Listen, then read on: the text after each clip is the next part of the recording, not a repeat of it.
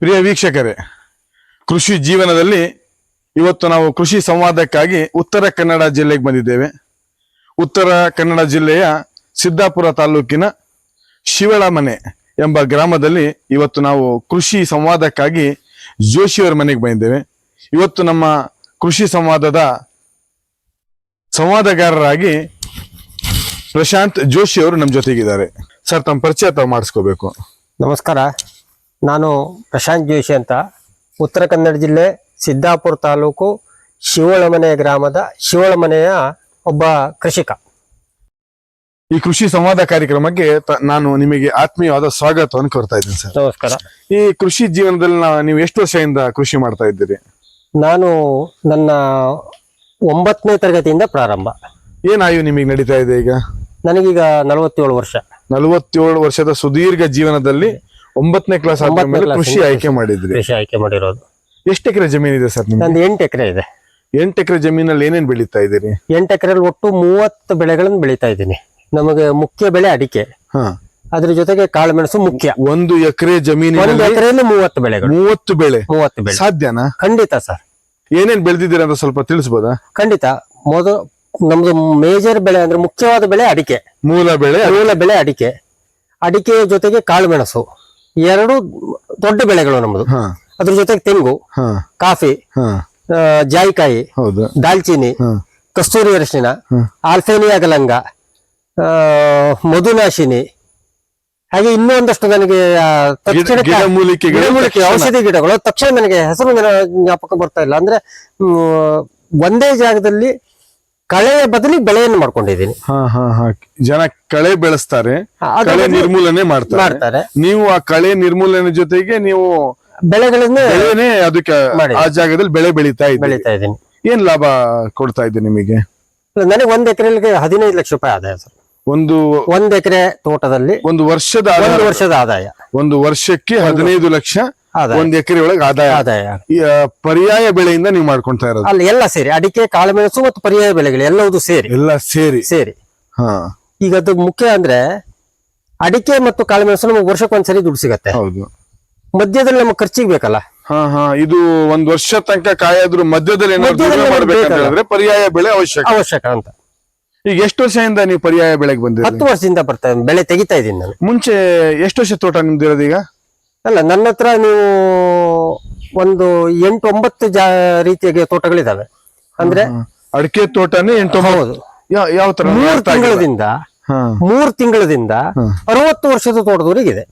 60 ವರ್ಷ ತೋಟ ಅಂದ್ರೆ ನಿಮ್ ಪೂರ್ವಜರು ಮಾಡಿದ್ದು. ಅಪ್ಪ ಅಂದ್ರೆ ಮೂಲ ಕೃಷಿಗೆ ಬರಕ್ ಕಾರಣ ನಿಮ್ ಪೂರ್ವಜರು ಅವ್ರು ಮಾಡಿಟ್ಟಿರೋ ಆಸ್ತಿನೇ ನಾನು ಬೆಳೆಸಿರೋದು. ಅಜ್ಜ ತಂದೆ ಅವ್ರು ಮಾಡಿಟ್ಟಿರೋ ಆಸ್ತಿನೇ ನಾನು ಬೆಳೆಸಿರೋದು. ನೀವು ಕೃಷಿಗೆ 9ನೇ ಕ್ಲಾಸ್ ಮುಗಿದ್ರ ಮೇಲೆ ಬಂದ್ರಲ್ಲ, ಏನ್ SSLC ಓದಿಲ್ಲ? ಯಾಕೆ? SSLC ಹೋಗಿದ್ದೀನಿ. ಅಂದ್ರೆ 9ನೇ ಕ್ಲಾಸಿಗೆ ಹೋಗ್ತಾ ಇರುವಾಗಲೇ 1 ಎಕರೆ ಜಾಗವನ್ನು ನಾನು ರೆಡಿ ಮಾಡಿದ್ದೀನಿ. ಶಾಲೆ ಹೋಗ್ಬೇಕಾದ್ರೆ 9ನೇ ಕ್ಲಾಸ್ ಅಲ್ಲಿ ತಾವು 1 ಎಕರೆ ಜಮೀನ್ ನೀವೇ ಸ್ವಂತ ರೆಡಿ ಮಾಡಿರೋದು. ನಿಮ್ ತಂದೆ ಸಹಕಾರ ಹೇಗಿತ್ತು ಅವಾಗ? ಇಲ್ಲ, ಚೆನ್ನಾಗಿತ್ತು. ತಂದೆಯವರದ್ದು ಆಕ್ಚುಲಿ ಅವರದ್ದು ಪೌರೋಹಿತ್ಯ ವಿಭಾಗ, ದೇವಸ್ಥಾನ ಪೂಜೆ ಮಾಡ್ಕೊಂಡಿರೋದವರು. ಅವರು ಕೃಷಿಯಿಂದ ಹೆಚ್ಚಿಗೆ ಅವರು ಪೌರೋಹಿತ್ಯದಲ್ಲೇ ನಾನು ಕಲ್ತಿದ್ದೀನಿ. ಅಂದ್ರೆ ನೀವು ಮೂಲವಾಗಿ ಬ್ರಾಹ್ಮಣ ಸಮಾಜಕ್ಕೆ ಸೇರಿದಂತ ಪೌರೋಹಿತ್ಯ, ದೇವಸ್ಥಾನ ಪೂಜೆ ಪುರೋಹಿತರು. ಹೌದೌದು. ಈಗ ನೀವು ಪುರೋಹಿತ್ವ ಮಾಡ್ತಾ ಇದ್ದೀರಾ? ಮಾಡ್ತಾ ಇದ್ದೀನಿ, ಆದ್ರೆ ಕೃಷಿ ಮುಖ್ಯ. ಈ ಕೃಷಿ ಮತ್ತು ಪುರೋಹಿತ್ವ ಆಯ್ಕೆ ಮಾಡ್ಬೇಕಂದ್ರೆ ನೀವು ಆಯ್ಕೆ ಮಾಡೋದು ಯಾವ್ದು? ಕೃಷಿ. ಈಗ ನೀವು ಪುರೋಹಿತ್ವ ಎಲ್ಲಿ ಮಾಡ್ತಾ ಇದ್ದೀರಿ? ಇಲ್ಲ, ಊರಲ್ಲೇ. ನಿಮಗೆ ಜಾತ್ರೆ ಎಲ್ಲ ನೋಡಕ್ ಬರುತ್ತೆ. ಈ ಪುರೋಹಿತ್ವದಲ್ಲಿ ಏನೇನ್ ಮಾಡ್ತೀರಿ ನೀವು? ಎಲ್ಲದನ್ನು ಒಂದು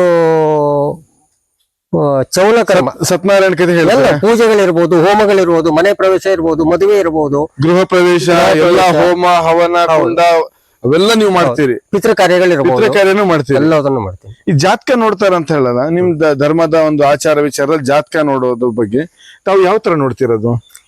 ನಾನು ಹುಟ್ಟಿದ ಟೈಮ್ ಮೇಲೆ ನೋಡೋದು. ಸಮಯ ಆಧಾರಿತ ಜಾತಕ ನೋಡೋದ್ರೊಳಗೆ ನೀವು ನಿಸ್ಸಿಂಬ್ರ ಅಂತ ಹೇಳ್ಬೋದಾ? ಎಷ್ಟು ಜನರನ್ನ ಜಾತಕ ನೋಡಿದಿರಿ ಈ ವಯಸ್ಸಿನವರಿಗೆ? ನಾನು ವಿಶೇಷವಾಗಿ ನನ್ನ ಕೃಷಿಯತ್ತ ಹೆಚ್ಚಿನ ಆದ್ಯತೆ ಕೊಡ್ತಾ ಇರೋದು.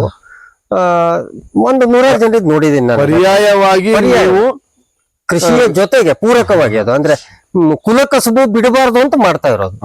ಈ ಇತ್ತೀಚಿನ ದಿನಮಾನಗಳಲ್ಲಿ ಪುರೋಹಿತ್ವಕ್ಕೆ ಜನ ಬರ್ತಾ ಇಲ್ಲ. ಬ್ರಾಹ್ಮಣ ಸಮಾಜದ ತುಂಬಾ ದೊಡ್ಡ ಸಮಸ್ಯೆ ಆಗಿ ಕಾಡ್ತಾ ಇರೋದೇ ಜನ ಪೌರೋಹಿತ್ವದ ಜವಾಬ್ದಾರಿಗೆ ಜನ ಬರ್ತಾ ಇಲ್ಲ. ಈಗ ನಾವು ನಮ್ಮ ಕಡೆ ಮಠ ಮಂದಿರಗಳಿದಾವೆ, ದೇವಸ್ಥಾನಗಳಿದಾವೆ, ಪುರೋಹಿತರು ಸಿಗ್ತಾ ಇಲ್ಲ. ಕಾರಣ ಏನಂತ ನಿಮ್ಮ ಅನಿಸಿಕೆ?